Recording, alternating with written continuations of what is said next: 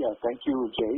Good afternoon, everyone. On behalf of BNK Securities, I welcome you all to 1Q FY2024 earnings conference call of Allcargo Logistics Limited. We are pleased to have with us management team represented by Mr. Ravi Jakar, Group Chief Strategy Officer, and Mr. Deepal Shah, Group CFO. We will have opening remarks from the management, followed by Q&A session. Thank you, and over to you, Mr. Ravi. Yeah, thank you, Shailesh.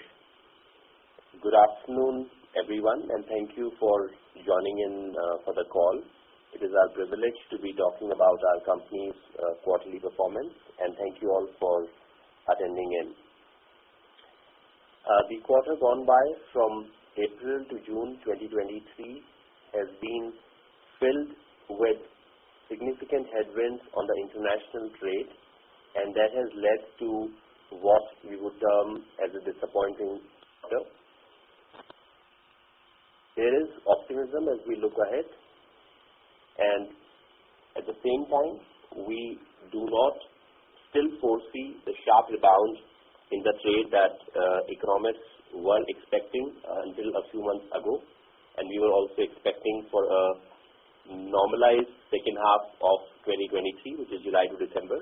However, the volumes continue to remain under pressure, and that's the overall sentiment on the international supply chain business, which is the flagship business. I'll try to share key commentary on all the businesses and then hand over to my colleague Deepal. We have also tried to incorporate all the comments and inputs that we received from our shareholders and the research analysts in trying to provide additional information. So I would also request you all to look at the investor presentation which has been shared, which captures more details this time. For an instance, we have provided the breakup of industry segments in the contract logistics business to provide a better clarity. We have also shared more financial details about the segment, which is now important, being 100% owned by us as compared to being a joint venture in the past.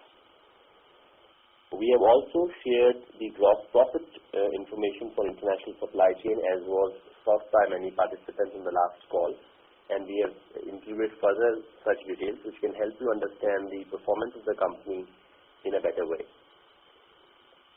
Starting with the contract logistics business, this is a business which has continued to perform well on the back of strong macroeconomic environment in the Indian context, which has continued to see good consumption and demand, formalization of warehousing sector, and our strong presence in chemical industry, on the back of which we have been able to also enter significantly in the e-commerce, auto, and a few other segments over the last 7 years since we entered into this business. And quarter on quarter, year on year, the business has continued to demonstrate robust performance. And for this quarter as well, we have seen a similar trend. And we also foresee continued strong performance considering the pipeline in terms of orders in hand and the ones we are competing for. And we believe that this business would continue to perform well in the near term and the long term. On the express business, wherein we had also acquired additional 30% shareholding from our Japanese partners. In that business, we see two significant trends. One, on the operational front, now it's been more than 5-6 months that we have seen consistent high operating parameters being delivered by the company in line with the best in the industry. And that is a reassurance of operational capabilities of the business. That is also reflecting in the increasing revenue in the business. And we have also, considering that Gati is separately listed, we have also shared more details on Gati in the earlier earnings call on Gati. So I would not get into much details, but even the volume data shared for the month of July indicates continued momentum on the revenue. With the improved operating performance and more revenue coming in, we believe that we are in the right direction to improve the performance of the company, both on top line as well as in terms of improvement in the margin. As of today, with the acquisition of 30% having been completed in the month of June, effectively, Allcargo Logistics owns approximately 65% of this express business, 30% directly through the Gati Express supply chain, which is the company which was earlier called Gati Kintetsu Express, and 35% through 50% holding in Gati, which holds the remaining 70%. So effectively, Allcargo Logistics holds 65% of this business. On the contract logistics, again with the transaction consummated, now we own 100% of the business. However, since the transaction was completed midway during the quarter, we still have not consolidated the numbers into the consolidated performance, and therefore in the investor presentation we have provided a combined view, while the consolidated numbers may look slightly different since the consolidation from an accounting standpoint was only done for the 1 month. Going forward, with all the acquisitions and the shareholding transfers completed, we would see the consolidated numbers as the right numbers. There is no need to provide the additional combined numbers. Coming to the flagship business, which is again 100% owned by us, operating in India under Allcargo Logistics and operating worldwide under different subsidiaries, which are all subsidiaries of Allcargo Belgium, which is a 100% subsidiary. In that business, in the best of the times when the global trade was booming with inventory levels being at all-time high, warehouses being filled, in that kind of an environment, we were seeing extremely robust performance with quarterly EBITDA crossing 300 crores on a quarterly basis. As a headline statement, I would say that with the weakening of global trade, with all the other headwind impacts, we still estimated that we should still be able to perform and be able to manage cost and gross profits in a manner whereby we should be perhaps looking at 180 to 200 crores kind of a quarterly EBITDA. However, clearly, beyond the macroeconomic forecast being wrong, I believe, and let me admit that our own anticipation and expectations on the impact on the performance of the competitive pressures and the weakening volumes has been, not turned out to be correct, and which is why we see a much weaker quarter than what we would have liked to see in the April to June quarter gone by. Primarily, there are two factors driving this. So on one hand, the macroeconomic environment means lower volume and higher competitive intensity with everyone competing for that. That is a parameter on which we are performing well. If I look at the top 20 countries where we operate, in 18 or 19 countries, out of those 20, we have gained market share, with only one exception wherein we have lost about 1.5% market share. So we have continued to outperform the competition in terms of being able to do more business. But there has also been a competitive pressure on the pricing, and with utilization numbers remaining low in terms of the container utilization, what we were doing about 12 months ago, today each container is perhaps 8 to 10% lesser filled, as you can again see from the container utilization index we have shared. So the combination of all these factors, the gross profit has been impacted. So one could see that the gross profit which we have shared this time on a year-on-year basis is down approximately 19%, while we would have anticipated it to be down lower in terms of rupees per cubic meter earned on the LCL business. We would have endeavored to keep it constant, but that has also dropped by about 6 to 7%. And these impacts on the gross profit, when translated into EBITDA impact, they get more pronounced with the scale impact. The other highlight to look at this is also there have been some specific countries where we are focusing on, and I would say if you look at, like I said, potentially in our estimation, with all the adverse headwinds, with all the challenges, we would have still liked to do perhaps 65-70 crores more than what has been delivered in the international supply chain segment. And if you look at it, possibly half of that gap can be accounted to one single country, United States of America, where we have seen a significantly weak performance, and we are working on improving there.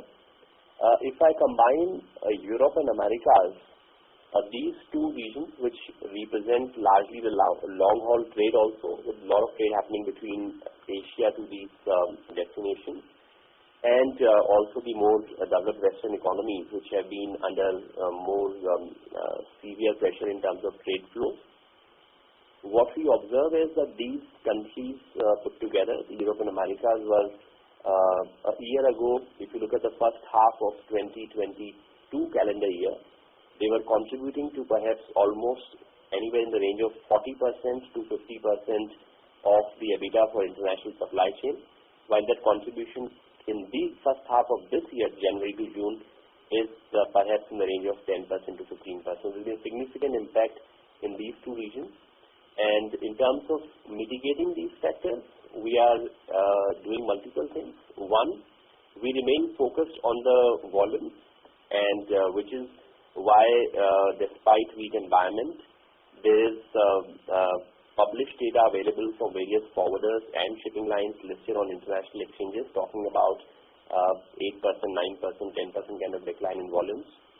We know from our competitive landscape that we estimate our competing LCL consolidators to have lost volume to the degree of maybe 14% to 15%. In comparison to that, we have been able to increase market share and thereby perform better in volume terms. We foresee a similar trend in the month of July as well, where we should be able to win on volumes, and we should be able to share July data in the next 3 to 5 days. So we are able to hold on to volumes, and this means that the expanded market share should help us when the market environment improves. We should be able to grow volumes, and as volume grows, hopefully that would mean better container utilizations, and therefore that's one plan we have in terms of staying focused on volume and market share to improve performance as the macroeconomic environment improves. The second aspect we've been focusing on is now looking at the cost line items more closely, expediting some of the initiatives which could be either around automating certain mundane processes, or it could be about executing the outcome of some of the transformation programs we've been running, which now have standardized the process and therefore allow us to move certain positions from high-cost countries into lower-cost countries to reduce the cost. So on one hand, we are trying to stay focused on volume and market share. On the other hand, we are now more consciously looking at the cost as well, with an endeavor to get back to the EBITDA levels that we believe would be sustainable in adverse situations, and as and when the global macroeconomic environment improves, we should be able to further gain.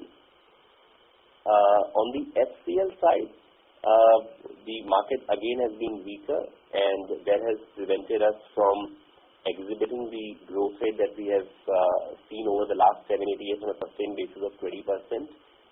The volumes in FCL are also flat. In the FCL business, we have always spoken about decline in yield with the freight rates coming down, which has happened. But while we anticipated that to be compensated by expanding volumes, we have found expanding volumes in FCL business to be more challenging, even though our market share in FCL is minuscule. So in the FCL business, the company's strategy is to focus on select markets. We are building team capabilities in some select markets and trying to work with these focus markets to drive growth in volume. So in summary, the company's approach in the international supply chain business would be to improve performance even with the adverse conditions continuing, and should the conditions improve, we should be able to see a significant improvement. In some sense, when we look at the profitability as well as the cost, taking into account all the inflationary adjustments and the appraisals which happened in the first quarter in some countries, which run on December to Jan, and some countries in the second quarter, which are mostly effective from 1st April. This quarter of April to June essentially accounts for all cost escalations, also accounts for competitive intensity, and therefore from an international supply chain business perspective, this is the bottom performance, and our endeavor is to improve from here, and not just hoping for better macroeconomic environment, but also with various initiatives which I highlighted. And we would also look at strengthening our own internal business forecast mechanism in a highly volatile environment, so that we can endeavor to, just like how we've been trying to provide more and more better clear information, we also try to provide more and more accurate forecasts on how we see in the coming few quarters.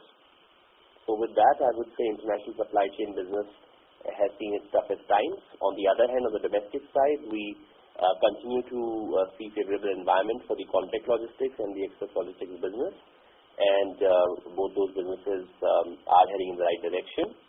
Apart from these three businesses, all the other businesses of the company have already been demerged, and therefore the business is focused on these asset-light, digitally enabled businesses. And in terms of technology advances, we are making good progress. Our data science programs have been yielding impact. If you look at the impact on network optimization for the express logistics business, which is being done by data science today, we are also using generative AI to improve efficiencies in answering quotation emails, which allow us to gain more volumes. This is in context of international supply chain business. So in many ways, the business performance that we see is also somewhere aided by technology, and every year to come, we believe technology to play an even important role. And considering that, we would remain focused on technology initiatives which would drive the growth of the company in the long term. And on that note, I would request my colleague Deepal Shah to share financial highlights and talk about the financial performance of the business of the company. Deepal, over to you. Thank you, Ravi.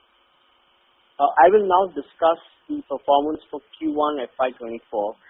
The consolidated revenue for Q1FY24 stood at rupees 3,271 crores as compared to 5,474 crores during the same quarter last year. The consolidated EBITDA for Q1FY24 stood at 139 crores as compared to 360 crores for the Q1FY23. The company reported a consolidated PAT of 119 crores for Q1FY24 as compared to 260 crores for Q1FY23. Would like to highlight here that the company has a very comfortable debt position, with the net debt for Q1FY24 being at a very marginal level of 12 crores. This is after acquiring 30% stake from the KWA, the Kintetsu partners, for 406 crores. Post-transaction, we have changed the name of the company from GKPL, which was Gati Kintetsu Express Private Limited, to Gati Express and Supply Chain Private Limited. Moving on to the segmental performance, I will start by discussing the performance of the international supply chain business. As Ravi mentioned, the global trade environment continues to remain soft. The company is witnessing increased competition for incremental volumes in the market driven by muted overall demand. We intend to maintain our focus on volumes and market share. LCL volumes for the quarter 1 of FY24 stood at 2.2 million cubic meters as compared to 2.3 million cubic meters for the previous year quarter. Owing to our market share focus, the LCL volume witnessed a growth of 6.2% sequentially. On the FCL front, the FY24 quarter 1 volumes stood at 143,000 TEUs. The volumes degrew by 9% on a YOY basis. For the Q1 FY24, the international supply chain business reported a revenue of 2,823 crores as compared to 5,043 crores in Q1 FY23. The EBITDA for the same period stood at 111 crores as compared to 341 crores for the previous quarter. Moving on to the express business operating under the Gati Express Supply Chain Private Limited, continued emphasis on the best-in-class service levels and enhancing operational efficiency as culminated in a yet another strong performance for the quarter. The volumes for Q1FY24 stood at 292,000 metric tons, representing a 5% YOY growth. For the period, the reported revenue stood at 367 crores as compared to 265 crores in the same quarter last year.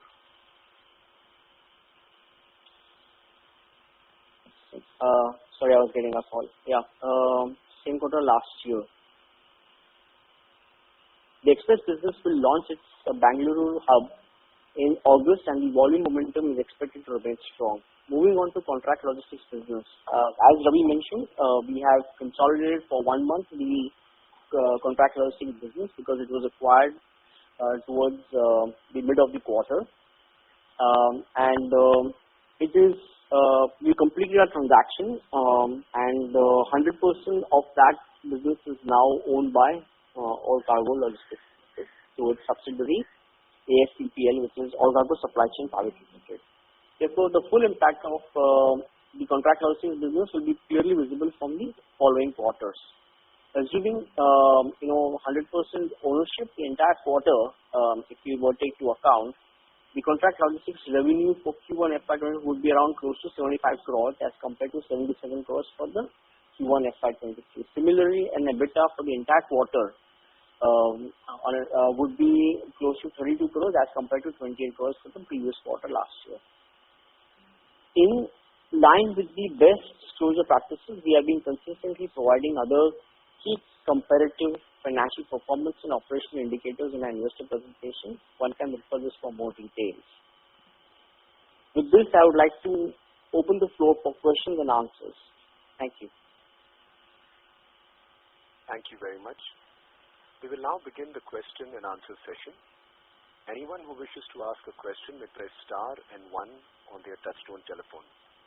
If you wish to remove yourself from the question queue, you may press star and 2. Participants are requested to use handsets while asking a question. Ladies and gentlemen, we will wait for a moment while the question queue assembles.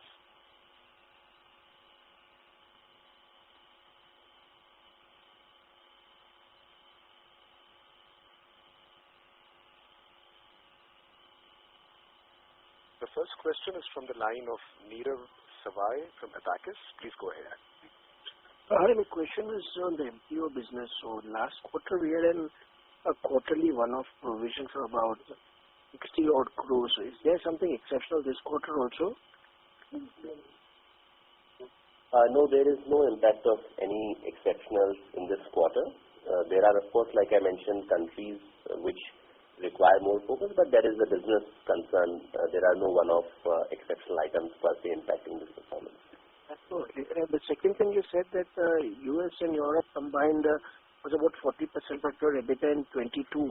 In terms of contribution, which has come down to 10%. First half of 22, yes. First half of 22, which has come down to 10% for the first quarter, right?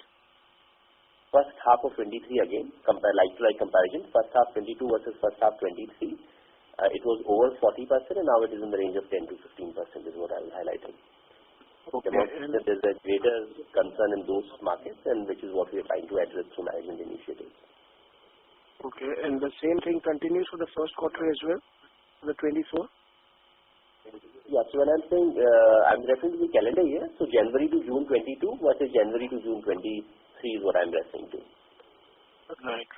So this is basically more competition intensity, or it is completely volumes which have become very weak, or what exactly is resulting in this?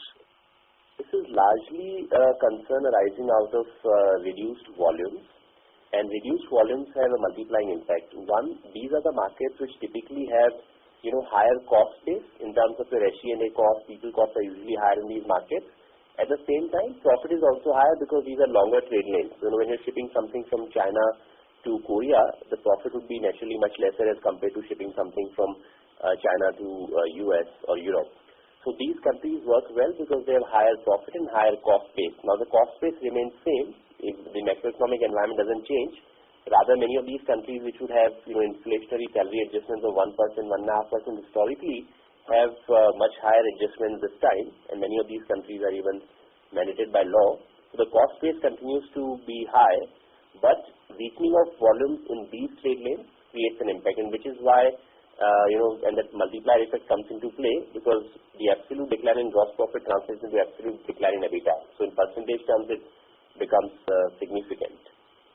So that is the situation, and so it's largely the decline in volumes in these markets, and these are long haul markets, which basically impact the profitability more. And lower volumes naturally mean more competition, lesser utilization, all of those things come along with it. Right. So we continue to see a similar kind of a demand scenario even in the July month, or you see signs of recovery? So we have not seen the change in macroeconomic environment in July. What we have been able to do is we have been able to continue our own initiatives, which should help us further improve by 2%, 3% on a perhaps approximately on a month-on-month basis in terms of our own volume. But in terms of the overall macroeconomic environment, we still don't see any significant reversal in demand. But in terms of our own volume, we should see 2-3% to maybe about 4-4.5%. We'll release the data next week. We're still compiling it for the month of July, but there's a positive upward trend, which is primarily limited to our performance as compared to the overall environment. Right. In terms of cost, if we see the conversion cost for MPO business around about 580 crores for the first quarter. So is there any annualized budget where you can get a sense of how this is moving on for FY24, the entire year? You mean to say the forecast for the remaining 2 quarters? 3 quarters? In terms of cost, yes. So we see this similar. Cost, like I said, the quarter from April to June, in this quarter, all the countries, some countries, would have seen cost increase on annual appraisals, etc. in the first quarter of the year, which is this business operates from Jan to December for us from a business standpoint. And therefore, several countries will operate on Jan to December, see appraisals in Jan to March. But countries like India see it from 1st April. But in April to June, all costs are factored in, is what I was mentioning earlier. So from a cost standpoint, consider this as all costs factored in. So from here on, as we are able to improve gross profit, that should come down to the bottom line, is what and that's the endeavor, to improve the gross profit so that it can straight through be passed on to EBITDA. Okay, so the similar cost is something which will continue as far as the rest of the year is concerned on a quarterly basis. Is that right? Yes, with some initiatives trying to bring it down marginally as well, which should also possibly help us maybe in about 3 to 6 months time, we should be able to bring about some reduction in these costs. Okay, and lastly, on the contract logistics side, now we are almost at 95% kind of a utilization. So what kind of growth do we see in this business? And even if it's on a YOY basis, there has been a decline in revenue. So how do we see this business for the next 2-3 years kind of a time frame? Yeah, so in this business, the YOY decline that you see in revenue is only on account of a certain specific kind of business which was not profitable. It was more like a pass-through business being done with a certain client, which we have cut off, and which is why, if you would notice, the EBITDA has gone up by almost 15%. The gross profit has gone up by almost 25% year on year. So from a revenue standpoint, is not an indicator. The business continues to remain strong, and which is what has allowed us to grow 25% on gross profit year on year, and then in EBITDA as well. We are continuing to invest in people, and also in this business, it's not like a fixed capacity. So the capacity is very flexible. We keep on taking new warehouses on lease, and we continue to operate them. Sometimes we take them ahead of demand, which is what we always maintain certain white space, which is what you see about 5-6%. And in some cases, these are built to suit. So if say a particular customer has a specific requirement, we would take a particular warehouse on lease and operate it to the customer's requirement. So capacity is not a constraint in that sense. We continue to develop new warehouses as an operator, and take on more capacity to service more and more customers. And a guidance of, on the express business, 3,000 crores kind of a revenue by FY26 is intact. Is it purely organic or would also involve any acquisitions? So I would refrain getting into the details of Gati business since, it's also separately listed and therefore for the benefit of Gati shareholders, we tend to respond to most Gati questions in the Gati earnings. Right. All right. That's it from us. Thank you. Thank you. Participants who wish to ask a question may press star and 1. The next question is from the line of Riya Mehta from Equitas Investments. Please go ahead. Thank you for giving me the opportunity. My first question is in regards with the debt level. So, is this post our acquisition of the contract logistics business? Hello? Sorry if I understood correctly, you're asking about the debt? Yeah, it is. I think what she's asking is that is this debt level post the acquisition of contract logistics? That's correct. Since the contract logistics was acquired through internal accruals, so this current debt is post acquisition of contract logistics business and the acquisition of the Kintetsu stake in that subsidiary. Got it. In terms of when we talk about contract logistics, you said that the capacity utilization has not been a constraint. However, we've seen increasing competition over in that space. What is your outlook there, and what kind of margins do we see in this business to sustain? So in this business, like I was mentioning earlier as well, this is a business in which we have seen robust performance and good growth, over the years. And in the chemical contract logistics, we are the market leaders in the country. But in the e-commerce, we have started only in the last few years and done well. We entered into auto segment and we have done well. There are many other sectors also for us to explore. So from our point of view, we are at an optimal scale and size to leverage benefits. But at the same time, we have a significant headroom for growth. So growth is not limited by competition, and we are able to find enough opportunities in the market where we are able to provide the right solutions at the right price. Customers are willing to engage into contracts. And so from that standpoint, and capacity is more like, is the number in capacity is basically how much of the warehouse is utilized, and typically we'll always maintain 5 to 7% white space for an optimal, capacity forecasting and based on which warehouses are taken on lease. So that's a part of the business, and we have been facing almost a similar set of competitors over the years, and the business has performed well, and we estimate it to continue to do well. And in terms of margins for the business? So in terms of the margins, I would say on a percentage terms, as we grow, the percentage margin could be slightly lower because historically this business was, at one point in time almost 90% chemical contract logistics, which has been growing, but it has been coming down because the other businesses are growing much faster because they were starting from a zero base. Now, chemical contract logistics is highly specialized and therefore is higher margin. So you see this as a combination of contract logistics for chemical clients and other clients. Chemical logistics is also growing well, which is higher margin, but as the other businesses grow more, percentage margins should see a downward trend, but overall margin should continue to improve. What will be sectorial breakup for the current quarter? Yeah, so we have shared the sectoral breakup in the presentation as well. Approximately 35 to 40% revenue comes from chemical, food and pharma, about the same number, slightly lower from e-commerce, and about 18-20% from auto and industrial. Earlier, what was the trend? So as to give what kind of direction? So like I said, we started off as a chemical contract logistics. The other businesses have been incubated over last few years. So at one point in time, it was almost 80-90%.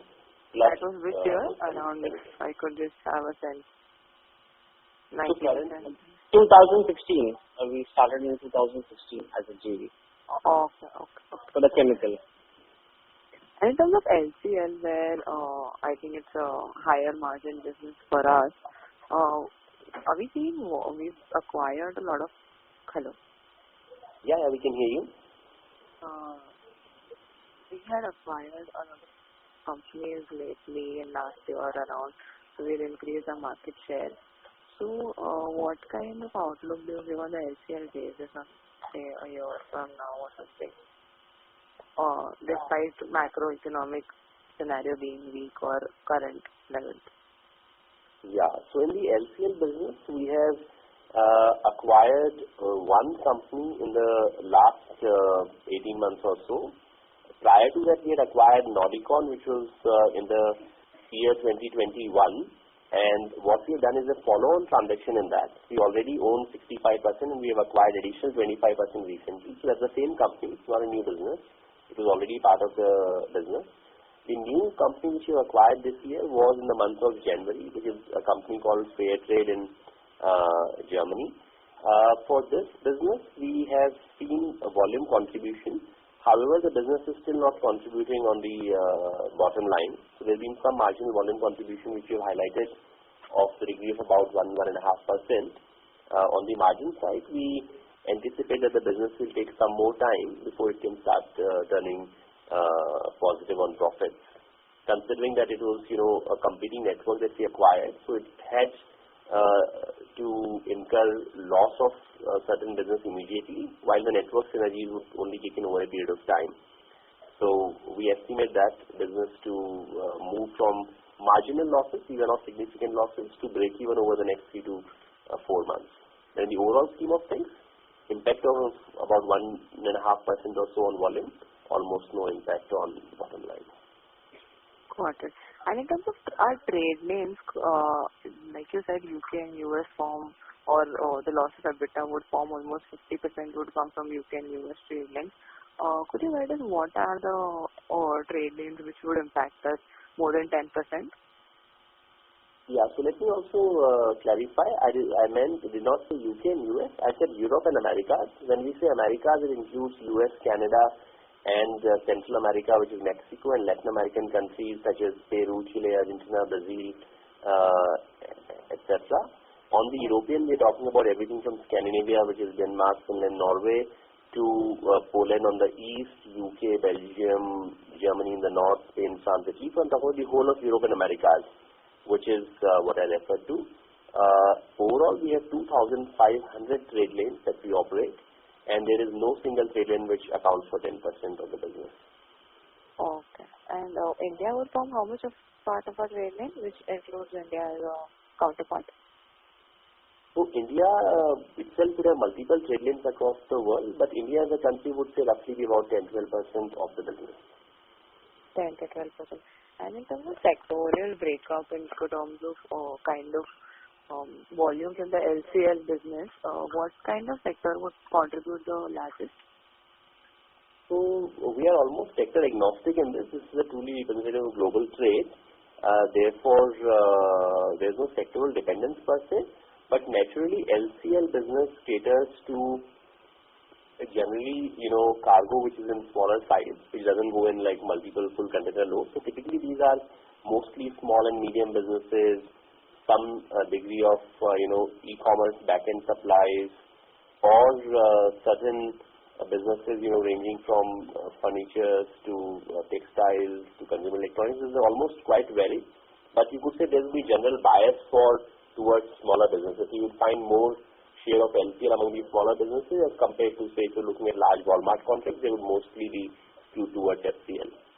But in terms of the sectoral split, there's no specific sectoral split per se. Because lately we've been seeing comeback of textiles and all those companies.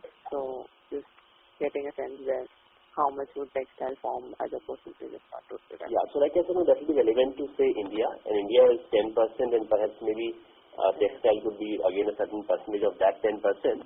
And as such, we have been noticing that since the Indian economy has been doing well, and except for the recent months wherein you would have certainly taken note of India's exports also declining significantly, driven by lack of demand in the Western economy, but otherwise still on a comparative basis, whether we compare to other manufacturing countries such as China, India has sustained the performance much better, and we believe that India should lead the curve in terms of growth as well.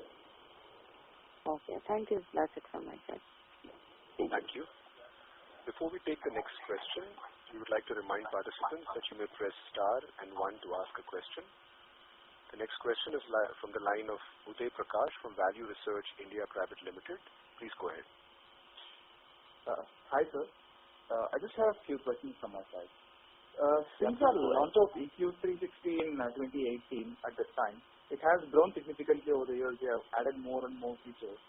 Now, can you let me know how much revenue do we derive from EQ360 as a percentage of total revenue?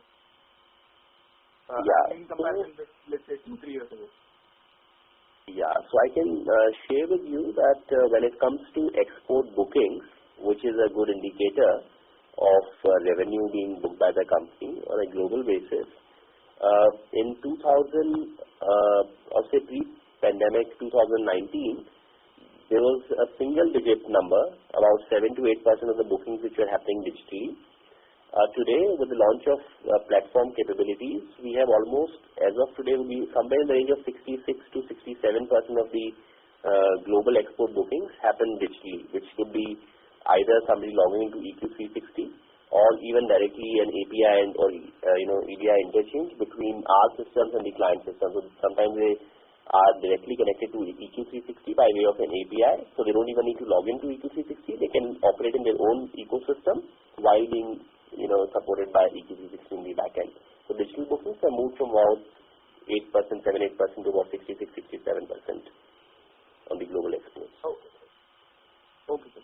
My second question is on contract logistics. Now, since we are the leader in chemical contract logistics and we have developed a certain expertise in that area, and we have now entered into auto also, do we already have or do we plan to have any long-term contracts with bigger companies so that we are the ones who handle their goods constantly? Is there something like that, or we do it on a contract-to-contract basis only for any company that comes to us? Yeah, so that is the advantage in contract logistics business, that it is not a transactional business.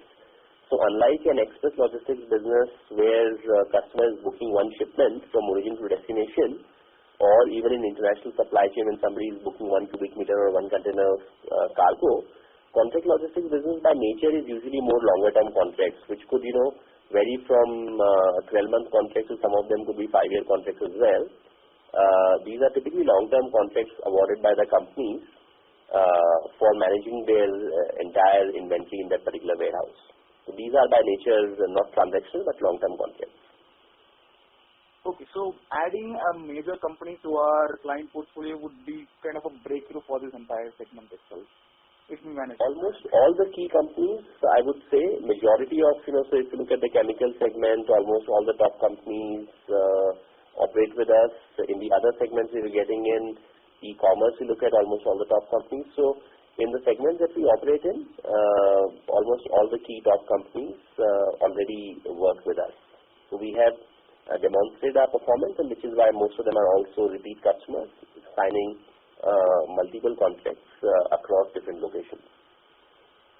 And so, the same can be done for HCL business also? I mean, HCL is kind of like a big player logistics business only in the shipping.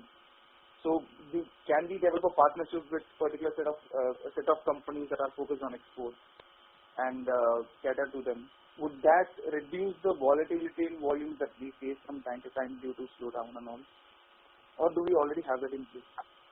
Yeah, so let me explain. When we see a slowdown, that slowdown would happen at all levels. So shippers will see their volumes going up and down in terms of volatility. So that volatility will still remain for a company. Where we position ourselves is we operate as a non-vessel owning common carrier. What that means in easy terms is like Uber of shipping. So we operate like a shipping line which doesn't own ships, and which is where we are able to operate in an asset-light manner. But we are mostly working with forwarders as our customers. These forwarders could be large forwarders such as DHL, today Nagal. These forwarders could be smaller forwarders, and these are generally long-term relationships. But these are not long-term contracts. In contract logistics, contractually the business is signed for a long term. In this case, while the business is transactional, customers are booking one shipment at a time. But if you look at the relationship, that goes back long. So if you look at our relationship on the vendor side, which is shipping lines, we have been working with almost all the top shipping lines for 20-30 years. If you look at our top customers, almost all the customer relationships also go back into several decades. So these are good, strong relationships built over a long period of time.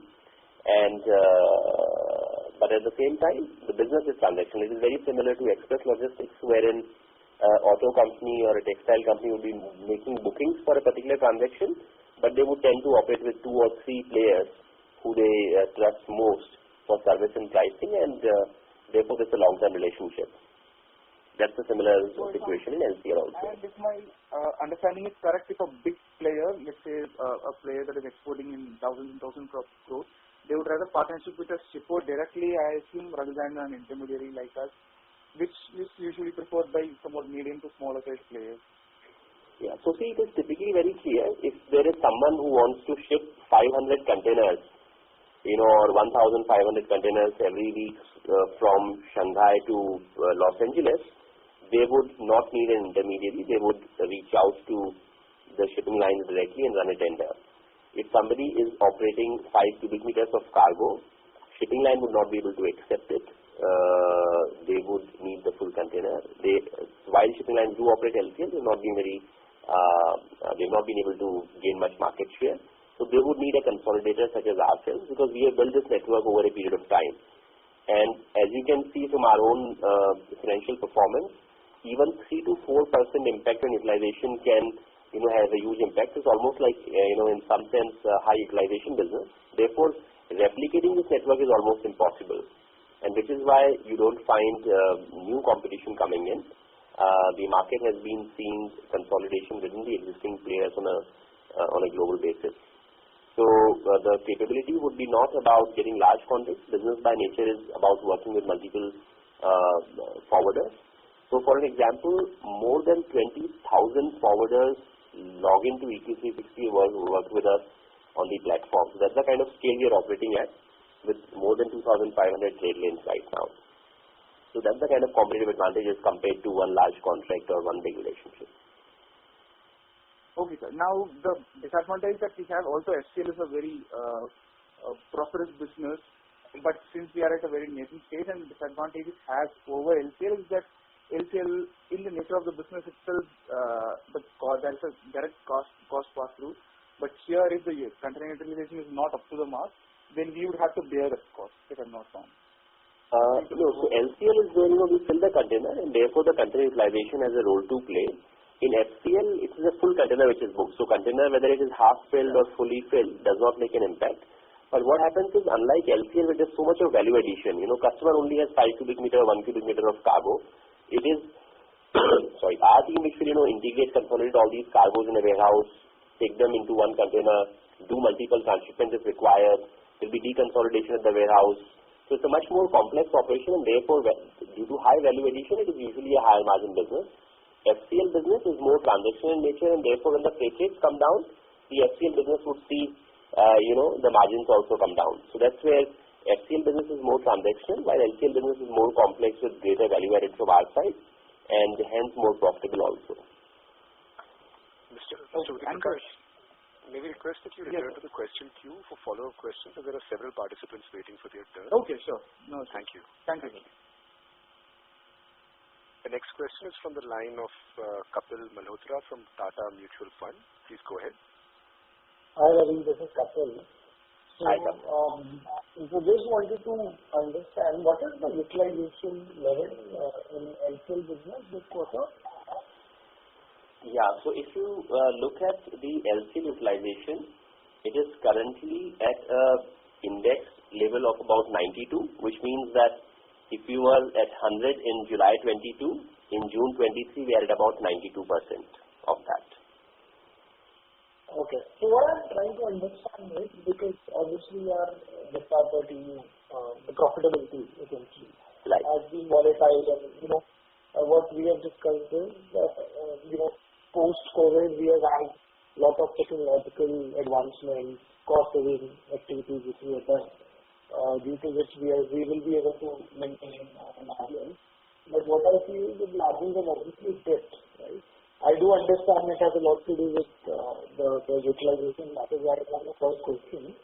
But do we have any ballpark number in which we say that this looks like a sustainable EBITDA margin for you? And also, this is the minimum utilization we need to achieve that sustainable margin. Is this for me, it is getting difficult to essentially gauge what will be the accurate number of the margin? Yeah. So I would say that, there are 3 or 4 factors which contribute to the margin. One, like you rightly said, is utilization. Second is how many 40-foot containers we are using. And both of these are somewhat linked with volume, because if we have more volume on trade lane, we are able to move more 40-foot containers, and we are also able to utilize the containers better. And sorry. So these are more operational parameters, and then also about how many containers are we able to move directly versus transshipment, and what kind of value addition we are providing in terms of not just offering port to port but door to door. So these are all the factors which contribute. In terms of sustainable numbers, I would say that very clearly what we have seen in this quarter, April, May, June, appears to be like the boat hitting the rock on the riverbed. Since all the costs have already been factored in, the volume expansion has not happened because of the macroeconomic environment, and the competitive intensity also means pressure on pricing. So all these factors are at play. So I would say that while we would need perhaps another few, maybe 6 to 9 months to arrive at a sustainable number, but we should only be looking at improving from here on. Okay. But so as you said, the index is at 92 versus 400 last year. What ideally should be the right index for us, where we can make at least a decent money? Yeah. So I would say that we should definitely return to 95-96% as compared to 92 that we have today. That would be the broad estimate. And as you can see, that 3-4% increase should translate to this yield and therefore the better profitability. That is the approach with which we are internally planning as well, in terms of how can we take that to 95-96, and that means that requires volumes to come in, and which is where we've been trying to focus more on the market share expansion and getting volumes back. It would also be somewhat linked to the recovery in long haul trade lanes, because that is where the maximum profitability impact is, which is Europe to Latam, China, Europe, China, America, etc., or India, Europe, India, America. So that's where the focus has been on how can we expand these trade lanes. So business initiatives are more focused on these countries, these trade lanes, getting deeper into China to expand market share, trying to build better capabilities in Latin America. We've been hiring teams in Brazil and a few other countries, trying to further strengthen our base in Eastern Europe. We've been working on various strategic initiatives which can help us grow volumes on these long-haul profitable trade lanes, and those volumes should help us also operate trade lanes with optimal utilization, which, like I said, the target internally would be to go back to at least 95-96 over the next 6 to 9 months. But lastly, on the similar line, are we able to quantify the cost savings we have been able to do due to the technological advancements we have done in the last 2-3 years? So we have, some internal estimates which we have on the technology impact. These are largely, the dollar impact is largely measured through increased customer stickiness. So we are trying to see patterns, and which is clearly evident that the non-EQ360 customers have lower repeat values as compared to EQ360 customers, for an example. We have also seen that the door booking percentage is clearly higher in customers who are using EQ360, and the longer they have been on EQ360, we also find the door component to be higher. So all these trends indicate that the customers are booking more often and more services, which means higher volumes and higher yields. That's one example. On the data science projects, we are seeing impact in terms of on the cost side. So these are some of the things that we have seen, wherein we also feel that it's not just the impact in terms of ease of doing business, but there is also a dollar impact on top line in the international supply chain business in particular, and on the cost side in the domestic express business in particular. Okay, thank you. Thank you. The next question is from the line of Bhavya Sanghi from Fortress Group. Please go ahead.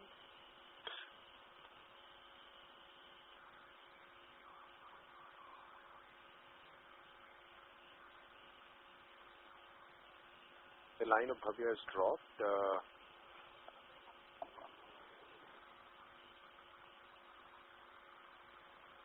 I think due to paucity of time, that was the last question. I will now hand the conference over to Mr. Sailesh Raja for closing remarks.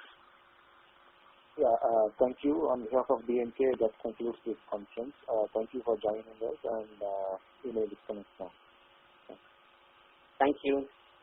Thank you all. Thank you.